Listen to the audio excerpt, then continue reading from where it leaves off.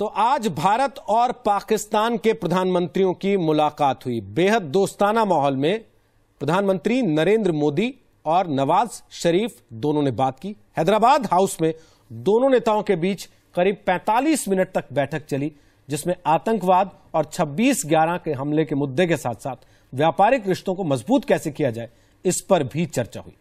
दोनों देशों के बीच इस मुलाकात को शांति के नए दौर के तौर पर देखा जा रहा है, लेकिन भारत की तरफ से इस संदेश के साथ कि सरहद पार से जब तक आतंकवाद पर लगाम नहीं लगेगी तब तक रिश्ते सामान्य नहीं हो सकते।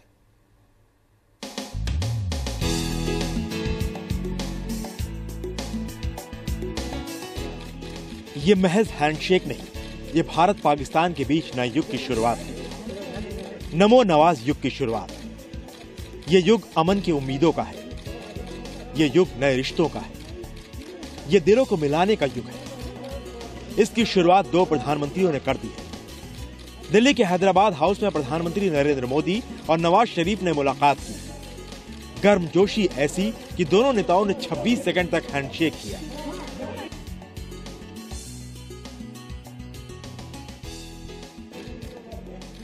दोनों नेताओं के हाव भाव और बॉडी लैंग्वेज बेहद सकारात्मक नजर आई। हैदराबाद हाउस में नमो नवाज के बीच करीब 45 मिनट तक बातचीत हुई। बातचीत के दौरान दोनों देशों का प्रतिनिधिमंडल भी मौजूद था। सूत्रों के मुताबिक विदेश मंत्री सुषमा स्वराज भी मौजूद थी। सूत्रों के मुताबिक खास तौर पर 5 मुद्दों पर बातचीत हुई। भारत ने 26/11 हमले में धीमे ट्रायल पर असंतोष जताया। भारत ने कहा कि पाकिस्तान में बैठे साजिशकर्ताओं पर अब तक कार्रवाई नहीं हुई है। इसके अलावा दोनों देशों में आतंक की समस्या पर भी बातचीत हुई। व्यापारिक रिश्तों को मजबूत बनाने पर बातचीत हुई। आर्थिक और क्षेत्रीय सहयोग बढ़ाने पर जोर दिया गया। सचिव स्तर की वार्ता पर जोर दिया गया। PM underlined our concerns relating to terrorism. It was conveyed that Pakistan must abide by its commitment to prevent its territory and territory under its control from being used for terrorism against India. We also expect that necessary steps will be taken in the Mumbai terror attack trial underway in Pakistan to ensure speedy progress of the case and the conviction of those responsible. Modi शरीफ की मुलाकात कई मायनों से अहम मानी जा रही है। कई सालों से दोनों देशों के बीच आपसी संबंध बिगड़ते रहे हैं, लेकिन इस बार मोदी और शरीफ दोनों देशों की आपसी कड़वाहट को दूर कर नए रिश्ते की शुरुआत करना चाहते हैं। जी न्यूज के सूत्रों के मुताबिक नवाज शरीफ भारत से ऊर्जा आयात करना चाहते हैं। खास तौर पर नवाज शरीफ भारत से बिजली खरीदने के काफी इच्छुक हैं। पाक पीएम और मोदी की मुलाकात पर पाकिस्तान में भी काफी चर्चा है। पाक मीडिया दोनों की मुलाकात को अच्छा संकेत मान रही है। ये तो एतमाद बहाल हो रहा है दोनों तरफ का, कॉन्फिडेंस एक दूसरे के ऊपर बहाल किया जा रहा है। बस ये इतना ही हो रहा है। सिंबॉलिक था, ये हो गया। इसमें से कुछ निकलेगा तो फिर प्रेस कॉन्फ्रेंस होगी ना। अब मुझे लगता है कि मोदी साहब पक्का काम कर रहे हैं, ये कच्चा काम नहीं करेंगे। ये ऐसा नहीं करेंगे कि एक मुलाकात हुई और उसके बाद जो है वो मियां नवाज साहब के साथ जो है वो निकल के बाद प्रेस कॉन्फ्रेंस कर देंगे, ऐसा नहीं करेंगे। अच्छा, अब पक्का काम करेंगे। कुछ होगा तो फिर बताएंगे। ऐसा माना जा रहा है कि आने वाले वक्त में दोनों देशों के विदेश सचिव या कई दूसरे मंत्रियों के बीच भी मेल मुलाकात हो सकती है। दोनों देशों के बीच इस मुलाकात को शांति के नए दौर के तौर पर देखा जा रहा है। मुलाकात के बाद नवाज शरीफ पूर्व प्रधानमंत्री अटल बिहारी वाजपेयी से मिलने उनके निवास पर गए। बैठक से पहले नवाज शरीफ जामा मस्जिद और लाल किला भी देखने गए। उनके साथ उनके बिजनेसमैन बेटे हुसैन नवाज भी थे। रुचिका तलवार के साथ दिलीप तिवारी, जी मीडिया, दिल्ली। तो क्या इसे भारत की पहली कूटनीतिक जीत माना जा सकता है? हमारे साथ बात करने के लिए लेफ्टिनेंट जनरल PN हून साहब मौजूद हैं। पूर्व विदेश सचिव शशांक हमारे साथ मौजूद हैं।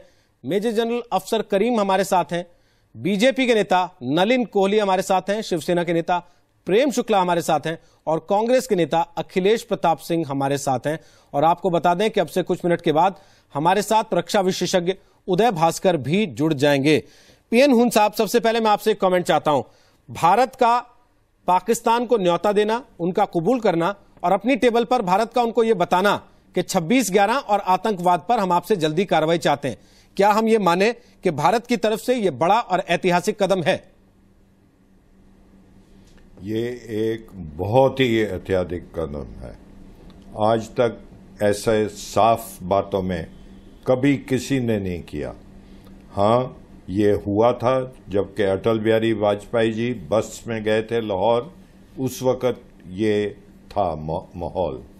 आज आप देखिए कि हमारे प्रधानमंत्री ने, मोदी जी ने कोई बात छुपाई नहीं, जो उनके दिल में है सफाई से उन्होंने बताई है कि हमारे मुल्क हिंदुस्तान के लिए हम क्या चाहते हैं, पाकिस्तान के लिए से हम लड़ाई नहीं करना चाहते। पर देखिए कि जो प्रधानमंत्री हैं नवाज शरीफ पाकिस्तान के, उन्होंने क्या कहा? उन्हें बोला मैं बहुत खुश हूं इधर आके, ये बड़ी हिस्टोरिक एक हमारी अपॉर्चुनिटी है मिलने की। हम वाजपेयी जी को भी मिले थे 99 में, उसके बाद क्या हुआ था वो मैं नहीं बोलता। फिर इन्होंने वो बताया कि वी शुड अवॉइड कॉन्फ्रंट्रेशन, कि हम कोशिश करते हैं कि हम आपस में कॉन्फ्रंट्रेशन ना करें। फिर कोऑपरेशन उन्होंने बोला है, हम चाहते हैं कि हम दोनों कोऑपरेशन करें। अब आप देखिए, सिर्फ एक बात मैं कहना चाहता हूं कि जो पावर और जो है हिंदुस्तान में हमारा तरीका, वो बिल्कुल डिफरेंट है जो पाकिस्तान में है। यहाँ हमारे प्रधानमंत्री हैं, ये एक मुल्क है जो कि सबसे बड़ा मुल्क है with the largest number of people, और जो हम कहते हैं वो बिल्कुल साफ कहते हैं। लेकिन उस तरफ से नवाज शरीफ, अफसोस है मुझे कि वो खुद आप कुछ नहीं कर सके। उधर आपको मालूम है कि हाफिज सईद है, उधर आर्मी का है, उनके ऊपर भी अटैक हो रहे हैं। ये इंडिपेंडेंटली कुछ नहीं कर सकते। ये प्रधानमंत्री हैं, हम इनकी बहुत इज्जत करते हैं पाकिस्तान की, लेकिन इनके हाथ में कुछ नहीं है। अब जब वो जाएंगे तो उसके बाद पता लगेगा कि जो हमारे 26/11 बेशक ये इंतजार करना होगा कि वो अपनी जमीन पर उतरने के बाद क्या बात कहते हैं। क्या जैसा यहां बोलकर गए हैं ठीक वैसा ही बोलते हैं? अफसर करीम साहब, आप कैसे देखते हैं इस मुलाकात को जो आज हुई है? नहीं, ये तो साफ बात है कि हमारी तरफ से साफ बात कह दी गई, और नवाज शरीफ साहब ने भी अच्छी अच्छी बातें की। लेकिन सवाल यह है कि इस वक्त जो पाकिस्तान के दूसरा लोग हैं, जो आतंकवादी हैं, जो बहुत बड़ा हिस्सा है उनका और उनके मददगार हैं, वो क्या सोच रहे हैं? आप जितनी भी पीस की बातें कर लें और उसको फॉलो करने की कोशिश करें, लेकिन उनका क्या प्लान है? उनके ऊपर कोई काबू नहीं पाकिस्तान में नवाज शरीफ साहब का, ना उनका पूरी फौज का भी काबू नहीं है उनके ऊपर। वो एक बहुत तीसरा पावर सेंटर है, तो उनको ऊपर जब तक काबू नहीं हो सकता, जब तक कि हमारी बात चल सकती है, लेकिन ये खतरा रहता है कि हमेशा अटैक आएंगे और फिर बात खत्म हो जाएगी, बल्कि बात बिगड़ जाएगी। शशांक जी, क्या पहले कभी ऐसी बातचीत नहीं हुई पाकिस्तान से जैसी आज हुई है? जी, असल में दोनों ही चीजें हैं कि जिस मौके पे ये बात करी गई है, पाकिस्तान ने अपना बहुत ही पॉजिटिव इसमें जवाब दिया है, उनके प्रधानमंत्री आए हैं, ये बहुत बड़ी बात है। यानी कि मैं कहूँगा कि एक तरीके से जो अटल बिहारी वाजपेयी जी और नवाज शरीफ और इस तरीके से जो पहले UPA 1 UPA 2 से पहले बातचीत चलती रही है, उसी को दोबारा से आगे बढ़ाने के लिए एक बहुत महत्वपूर्ण कदम है। और मोदी जी ने बहुत क्लियरली, बहुत ही साफ गोई से ऐसा लगता है कि जो हमारे मिसगिविंग्स हैं कि पिछले कई सालों में जो बातें हुई हैं, हमारे पुराने एग्रीमेंट्स जो हुए थे अटल बिहारी जी के साथ में, उसके बारे में उन्होंने उसके बारे में बता दिया है। और नवाज शरीफ साहब ने सुन लिया है अच्छे तरीके से। उन्होंने बड़ी अच्छे तरीके से ये भी माना है कि उनकी मीटिंग जो है, मुलाकात मोदी साहब से बहुत अच्छी रही है, बहुत आपस में जो है मेरे ख्याल से अच्छे ताल्लुकात बने हैं जी। और अब जो है बात, जैसे सब हमारे और एक्सपर्ट्स ने कहा है कि पाकिस्तान जाके वो कंसल्ट करेंगे अपने सब एस्टेब्लिशमेंट के और नॉन एस्टेब्लिशमेंट के लोगों को। अब उनके तो वो तो आपको मालूम है कैसे बोलते हैं अपने टेलीविजन पे, तो बहुत जल्दी मालूम चल जाएगा कि इनके विजिट का कुछ असर खास हुआ है या नहीं हुआ है।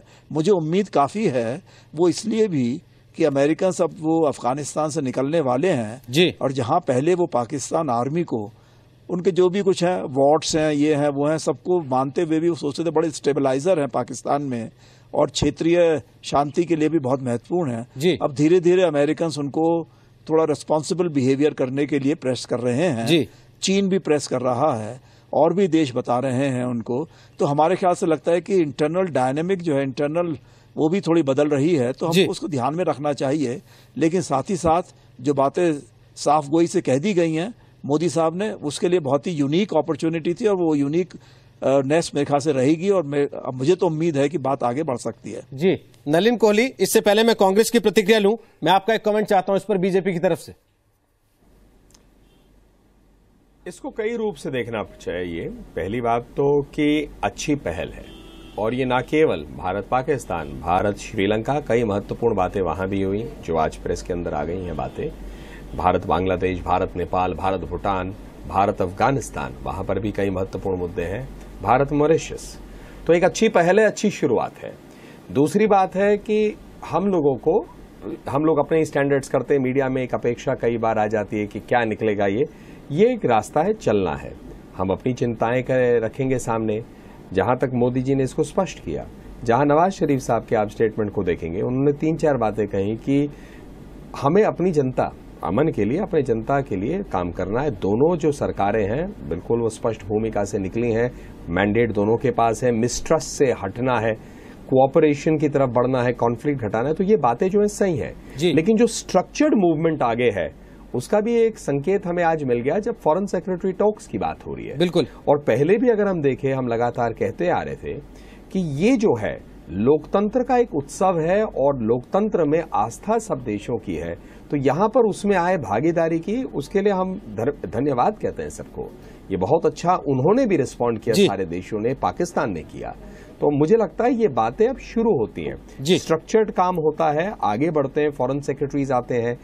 और मैं एक महत्वपूर्ण बात यहां मानता हूं, शरीफ साहब ने जो कहा कि लाहौर में जो हम लोगों ने एक शुरुआत की थी, वहां से शुरू करके आगे बढ़ना है। लाहौर डिक्लेरेशन को लेके बहुत कुछ हुआ था और वो एक महत्वपूर्ण डिक्लेरेशन था वाजपेयी जी और शरीफ साहब का, जिसमें पाकिस्तान की सॉइल कोई टेररिज्म के लिए। लेकिन सर क्या दिक्कत क्या है ना नलिन साहब, मेरा सवाल यह है कि क्या बीच के 10 साल को नलिफाई कर देंगे? क्या बीच के 10 साल को गिना ही ना जाए कि वाजपेयी जी थे, वाजपेयी जी के बाद आज मोदी जी हैं? नहीं, मैं इसको सीधा बोलता हूं, उन्होंने जिक्र किया, इसका ये अर्थ नहीं होता। आज मोदी जी खुद गए हैं हमारे पूर्व प्रधानमंत्री डॉक्टर मनमोहन सिंह जी के यहाँ जी, तो प्रधानमंत्री देश के होते हैं।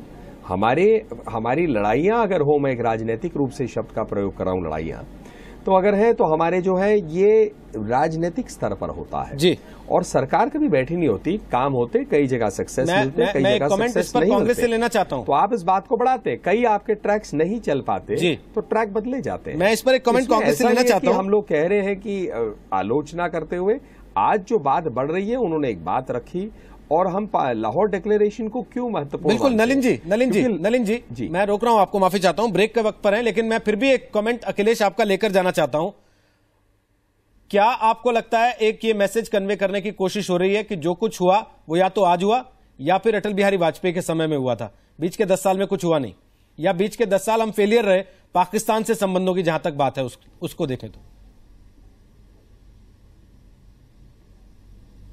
देखिए, विदेश नीति एक राष्ट्र की नीति होती है, किसी दल की नहीं होती है। अगर दल की बात होती तो हम यहाँ पे कह सकते थे कि इसके पहले बीजेपी क्या कहती थी, हम उस पर जाना नहीं चाहते। लेकिन अभी ये कयासों पे बताना कि हम क्या बात करके पाए, ये भी दो देशों के बीच की बातों का कोई माध्यम नहीं होता है। जितना जब बयान प्रधानमंत्री पाकिस्तान का आया और इतना बयान विदेश मंत्री भारत का, विदेश सचिव भारत का आया है, और बार बार ये कहा जा रहा है कि बातें बड़ी साफ गोई से कह दी गई, मैं पैनल पे ही कही गई हैं। तो क्या अभी तक भारत साफ गोई से बात नहीं कहता था? 26/11 के बाद बातें तो हम हमेशा साफ गोई से कहते हैं।